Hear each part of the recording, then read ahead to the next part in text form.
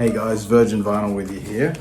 Today on this, my second episode, I'm going to talk about an album I picked up probably about 2 months ago, early in the journey, and that is from one of my all-time favorite guitarists, and that is the mighty Al Di Meola Tour de Force. Let's take it out of the wrapper there.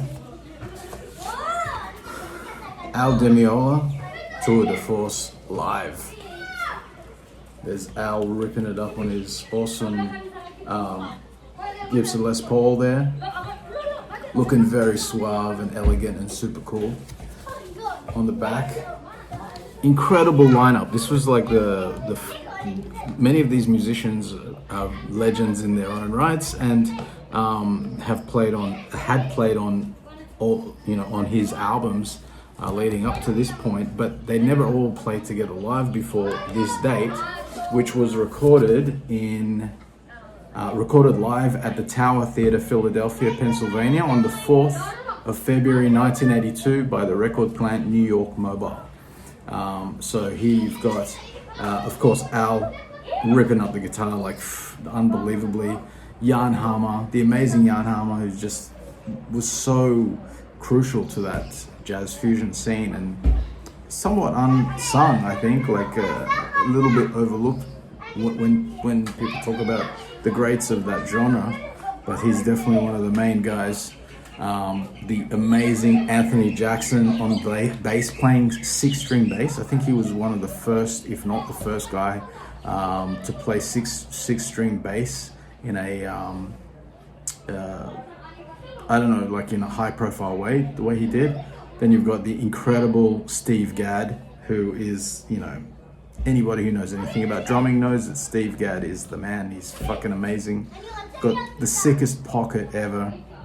You got Mingo Lewis on percussion and Victor Gozzi on second keyboard. So there are the guys there on the back. You've got Al, Jan Hammer.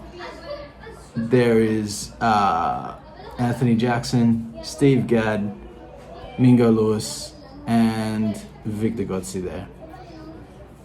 And there's Al. This is an incredible record. This version that I have here is an Israeli pressing, a CBS, released through CBS, and this is a 1982 Israeli pressing. So I'm still so new to the game. I don't really know like what's worth anything or not. I'm not really collecting it for that reason.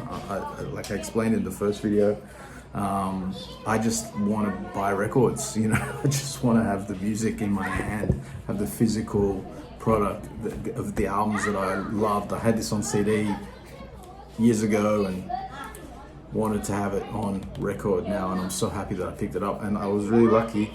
One of my favorite records to shop here in Israel is called Beatnik. That's where I buy most of my records that aren't metal, and they get quite a lot of secondhand albums come through there, which are really cool and definitely worth checking out. Like the thing I love about this album is it really captures, Al at the peak of his electric powers, when he was at his most, when his playing was at its most electrified and ferocious and brutal and just absolutely ripping all over the place. And the band playing behind him, like I named the guys for you. These are top tier, some of the greatest musicians of all time who can play anything and just ripping, The only criticism I would have of this album, and it's extremely minor, is that it's too short. It's only got the 6 tracks: Elegant, Gypsy Suite, Nina, Advantage, and on side 2 you have the incredible Egyptian Danza, the even more incredible Race with the Devil on Spanish Highway, and then Cruisin', which is a Jan Hammer composition, and also Advantage is a Jan Hammer composition as well on side 1. Yeah, I mean, if you want to, I would also say that this is probably one of the last truly great jazz rock fusion albums from that era, from the 70s era, even though it's recorded in 1982. nothing after that has that 70s sound.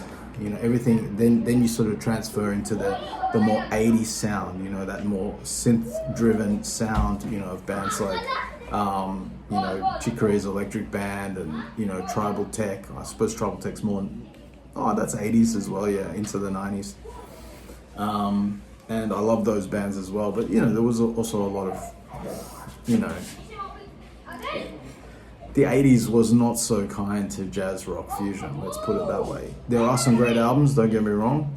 Probably some of them will turn up on this channel, but there you go. For me, this is the grand last statement. And the weird thing is, for a genre like jazz rock, where so much of what made that genre great is the improvisation, is the interplay between these master musicians playing these extremely complex arrangements and compositions, you would think that there would be a glut of live albums that really showcase that at their peak, but there's actually very few. There's like very few high quality, well recorded. There's tons of bootlegs out there, and some of those are great, but real, legitimate, well recorded, major label live albums, not so much. Even though, you could say that like a lot of those albums were recorded live in the studio, but there's a different thing, especially with improvised music.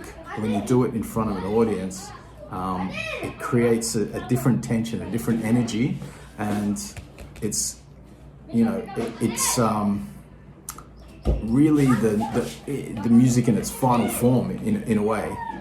Anyway, especially that type of music, improvised music, jazz rock fusion, Anyway, an amazing album. Here's a little taste.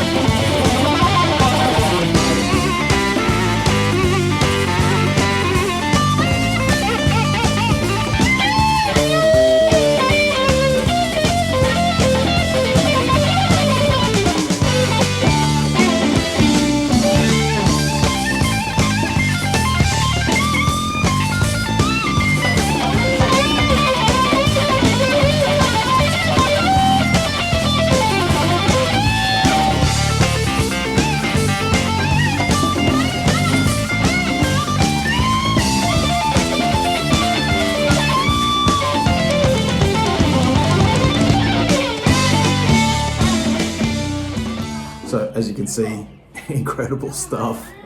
And if you're an Al Di Meola fan, and or if you just want to hear some blazing guitar, I mean, this guy Al Di Meola not just influenced other jazz rock players, but he influenced guys like Yngwie Malmsteen and the whole shred movement that came in the 80s.